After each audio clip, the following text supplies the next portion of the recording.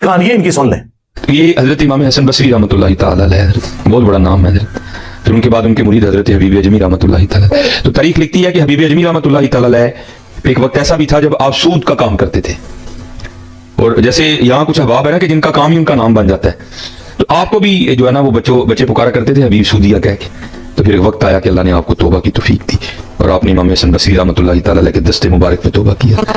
वो हजरत ने ना वो अपने पास से तस्बीह इनायत फरमाई, और साथ आपने तालीम किया इसमें ज़ात अल्लाह। आपने फरमाया अभी ऐ पकाना है।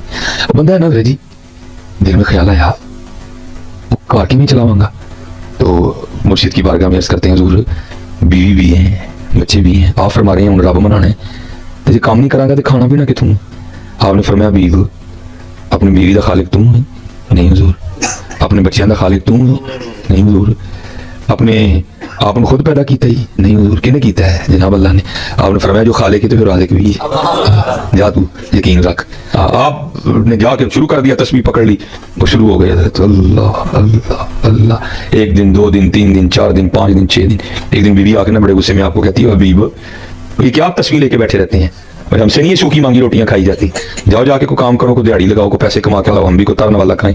दन आदमी थे, बहस नहीं की, तस्बीह मुसल्ला लोटा कुरान पाक लिया, जंगल चले गए। सारा दिन वहां बैठ के ना अल्लाह अल्लाह की।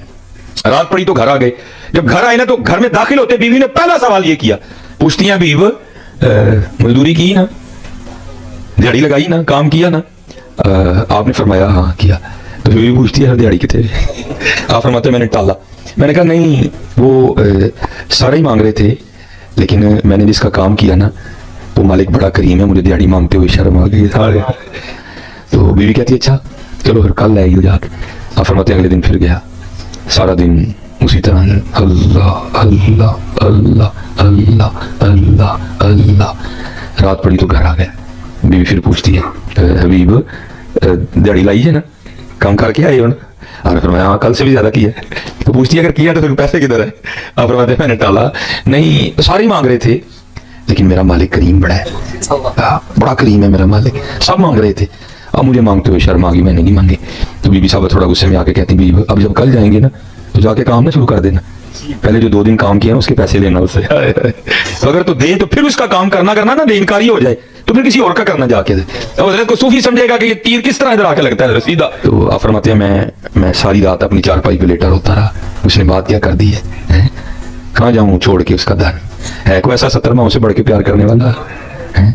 वो आप फरमाते खैर तीसरा दिन आया तो मैं फिर चला गया, सारा दिन फिर उसी तरह अल्लाह अल्लाह अल्लाह सारा उसी तरह। अब फरमाते जब रात पड़ी ना घर आने लगा तो बड़ा परेशान, वो हबीब वो आज की बना लड़ा, आज उसको क्या कहना आगे पता नहीं, वो आगे से क्या बोलेगी, कुछ ऐसा ही ना कह दे जो मुझसे सुना ही ना जाए।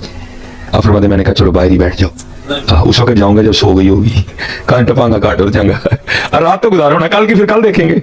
अब फरमाते मैं बाहर ही बैठ गया और फिर तस्बीह पकड़ ली और फिर शुरू कर दिया मैंने अल्लाह अल्लाह अल्लाह। फरमाते मैं बैठा रहा, जब आधी रात हुई ना तो मैं घर आया कि अब चलो सो गई होगी।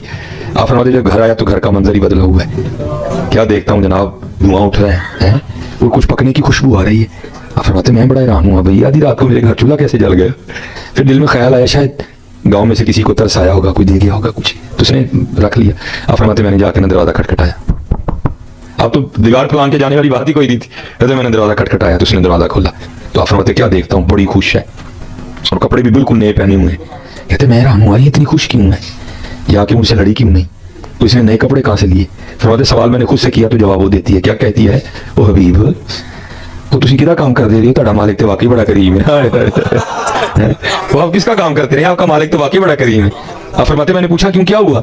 आप कहते मेरा हाथ पकड़ा तो मुझे अंदर ले गई। आप फरमाते अंदर जाके देखा कि जिस चीज की जरूरत थी सबका ही ढेर लगा है, जो नहीं था ना घर में सबका ही ढेर लगा है।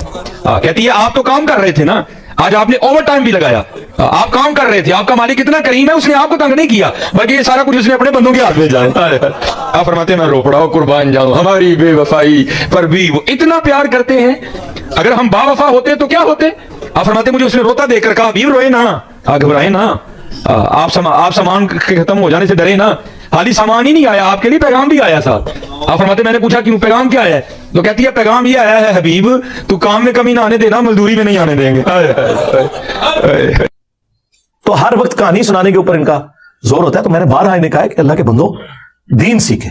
جو بزرگوں کی میمز بن رہی ہیں, ان بزرگوں سے میں نے کام کروایا یہ والا کہ لوگ آپ کا مذاق اڑائیں, یا آج جو مولوی اپنے بابوں کے واقعات بیان کر رہے ہیں یہ میں نے ان کو کہا ہے گن پوائنٹ کے اوپر تلوار کے زور پہ کہ تم جو ہے نا اس طرح کی کہانیاں بیان کرو تاکہ انجینئر صاحب تمہارے خلاف کلپ بناوٹ.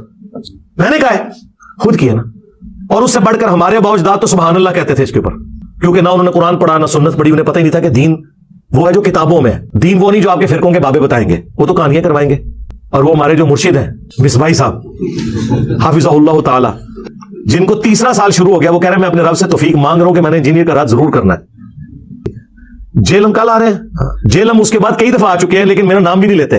اندازہ کریں وہ توفیق کدھر گئی. قرآن میں آپ سورہ توبہ پڑھیں, پارہ نمبر 10 کا آخری صفحہ پڑھ لیں, آیت نمبر 92.